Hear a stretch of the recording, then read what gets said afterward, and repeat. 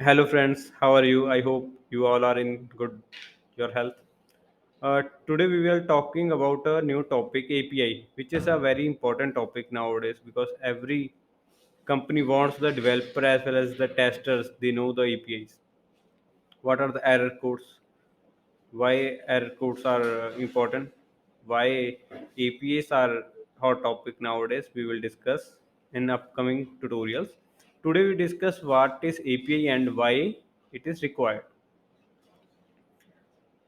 Actually APIs हैं जो वो एक मिडल मैन का काम करती हैं जो एप्लीकेशन को और डाटाबेस को कनेक्ट करती हैं। हम एप्लीकेशन से डाटा डाटाबेस में पास करते हैं थ्रू एपीआईज और डाटाबेस से डाटा गेट करते हैं एप्लीकेशन में थ्रू एपीआईज। तो जैसे कि आप मोबाइल ऐप का एग्जांपल लेते हैं हम।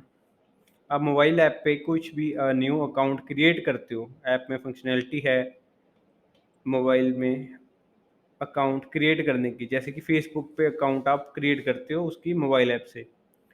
तो जो भी आप इंफॉर्मेशन एंटर करते हो जब सबमिट पे क्लिक करते हो तो इंफॉर्मेशन कहाँ जाती है, क्या होता है? अगर नेट ऑफ है तो कुछ भी नहीं होगा, आपका नेट ऑन होना चाहिए। उसके बाद सबमिट पे क्लिक करते हो, उसके डेवलपर्स ने बटन पे फंक्शनैलिटी लगाई होती है, एपीआई कॉल की होती है जिसे हम एपीआई कॉल करना कहते हैं। पोस्ट एपीआई, वो पोस्ट एपीआई कहते हैं जो डाटा आपका लेके डाटाबेस में सेव करती है, जो नई लाइन, नया रिकॉर्ड, न्यू रो क्रिएट करती है डाटाबेस में। जैसे ही आपने सबमिट पे क्लिक किया, उसने पोस्ट एपीआई कॉल की, सारा डाटा आपका उठा के डाटाबेस के एक टेबल में आपका डाटा सेव कर दिया, तो उसे कहते हैं पोस्ट एपीआई। और अगर हम कुछ भी डाटा आपका फेच करते हैं, कोई भी डाटा डाटाबेस से आपको मोबाइल ऐप में दिखाना है, तो उसके लिए हम कॉल करते हैं गेट एपीआई। तो गेट एपीआई गेट करती है डाटा, पोस्ट एपीआई नवा डाटा सेव करती है डाटाबेस में जाके। और एक होती है पुट एपीआई। पुट एपीआई क्या करती है? पुट एपीआई आपका जो डाटा है वो आपका पहले इंसर्ट हो रखा है डाटा, लेकिन उसमें कुछ फील्ड्स आप चेंज करना चाहते हो, जैसे आप अपना एड्रेस चेंज कर रहे हो या कुछ भी चेंज करते हो, तो पूरे का पूरा डाटा तो दोबारा नहीं इंसर्ट करेंगे हम। जो कुछ कॉलम्स आपने पहले फिल नहीं किए या फिर उनको टेक्स्ट उनका चेंज कर रहे हो, तभी हम उसे पुट एपीआई कॉल करते हैं और वो हमारा जो एग्जिस्टिंग डाटा है उसे चेंज कर देती है। और उसके नेक्स्ट है डिलीट एपीआई। डिलीट एपीआई आप डिलीट करने के लिए कॉल करते हो, और एपीआई इसलिए कॉल की जाती हैं इन फंक्शनैलिटीज़ के लिए, राइट। और इसे कुछ क्रड कहते हैं, कुछ अपने अपने नाम से बुलाते हैं सभी, लेकिन ये चार एपीआईज हैं जो मोस्टली यूज़ की जाती हैं। और इनके अगर इंसर्ट करने में और कोई एरर आता है तो उसे कहते हैं हम एरर कोड। जो एरर कोड आपको याद करने चाहिए, जैसे कि अगर सक्सेसफुल आता है तो 200 का एरर कोड आता है, भी सक्सेसफुल है। स्टेटस कोड भी कहते हैं इसे। अगर वो एपीआई नहीं मिली, आपने गलत एपीआई का नाम दे दिया, तो 400 आ जाता है, ठीक है, 500 आ जाता है इंटरनल एरर। तो ऐसे काफ़ी एरर स्टेटस कोड हैं जो मैं आपको लिस्ट प्रोवाइड कर दूंगा, आपको वो याद करने चाहिए, राइट। और उसके बाद हम बात करते हैं कि ये एपीआई की ये इम्पोर्टेंट है कि मोबाइल ऐप्स नहीं चलेंगी। तो अब ये इससे भी ज़्यादा इम्पोर्टेंट बात ये है कि आजकल हर एप्लीकेशन की, कोई भी प्रोडक्ट है, उसके क्लाइंट्स हैं जो वो वेबसाइट और मोबाइल ऐप्स बनवाते हैं। मोबाइल ऐप्स मोस्टली कौन सी चलती है मार्केट में? अब एंड्रॉयड और आईओएस और एक वेबसाइट।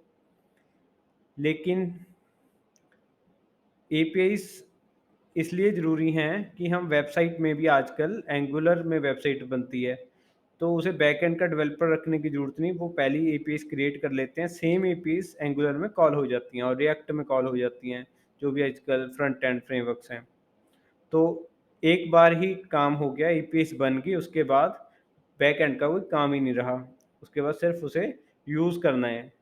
हमें वेबसाइट की फ्रंट एंड में यूज़ करना है और मोबाइल ऐप्स में यूज़ करना है।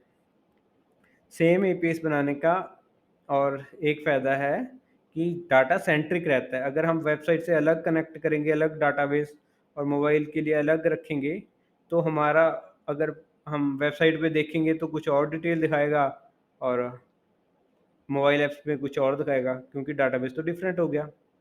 इसलिए डाटाबेस कॉमन रखना पड़ता है, जिसे सेंट्रिक डाटाबेस कहते हैं। सेंट एक ही डाटाबेस रखते हैं और उससे उससे एपीआईज़ क्रिएट कर लेते हैं उसकी। एपीआईज़ किस में बनती हैं, कौन सी टेक्नोलॉजीज़ में? जो जेएस वाले हैं उन्हें पता ही होगा कि नोड जेएस, एक्सप्रेस जेएस, इनमें एपीआईज़ क्रिएट हो जाती हैं। और डॉट नेट वाले हैं जो उन्हें भी पता होगा कि डॉट नेट कोर में और डॉट नेट वेब एपीआई 2 वगैरह यूज़ की जाती हैं। उसमें सी शार्प टेक्नोलॉजी होती है, वेब एपीआईज़ यूज़ हो जाती हैं उसमें, और इसमें JS, node JS, express JS में हम बना लेते हैं। पीएचपी और 1-2 लैंग्वेज और में भी यूज़ करते हैं, लेकिन मोस्टली कॉमन है कि नोड जेएस, एक्सप्रेस जेएस और dot net core. I hope कि ਤੁਹਾਨੂੰ ਏਪੀਐਸ ਦੇ ਬਾਰੇ ਪੂਰੀ ਜਾਣਕਾਰੀ ਹੋ ਗਈ ਹੋਗੀ, ਕਿਵੇਂ ਏਪੀਐਸ ਅਸੀਂ ਯੂਜ਼ ਕੀਤੀਆਂ ਜਾਂਦੀਆਂ ਨੇ, ਕਿਉਂ ਏਪੀਐਸ ਇੰਪੋਰਟੈਂਟ ਹੈ।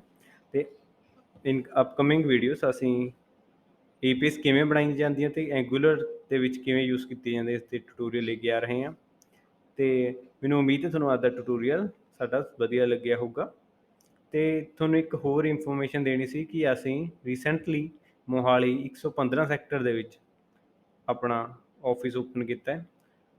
ਇੱਥੇ ਅਸੀਂ ਆਪਣੀ ਆਈਟੀ ਕੰਪਨੀ ਸਟਾਰਟ ਕੀਤੀ, ਜਿਸ ਦੇ ਵਿੱਚ ਅਸੀਂ ਸਟੂਡੈਂਟਸ ਨੂੰ ਟ੍ਰੇਨਿੰਗ ਪ੍ਰੋਵਾਈਡ ਕਰਦੇ ਹਾਂ, ਆਨਲਾਈਨ ਤੇ ਆਫਲਾਈਨ। ਮੋਸਟਲੀ ਸਾਰੇ ਆਈਟੀ ਦੇ ਕੋਰਸਿਸ ਕਵਰ ਕੀਤੇ ਜਾਂਦੇ ਨੇ ਤੇ ਕਾਰਪੋਰੇਟ ਲੈਵਲ ਦੀ ਟ੍ਰੇਨਿੰਗ ਪ੍ਰੋਵਾਈਡ ਕਰਦੇ ਹਾਂ। ਤੇ ਕਿਸੇ ਨੂੰ ਵੀ ਟ੍ਰੇਨਿੰਗ ਦੀ ਲੋੜ ਹੋਵੇ ਜਾਂ ਸਾਡੀ ਰੈਫਰੈਂਸ ਪਲੀਜ਼ ਦਿਓ।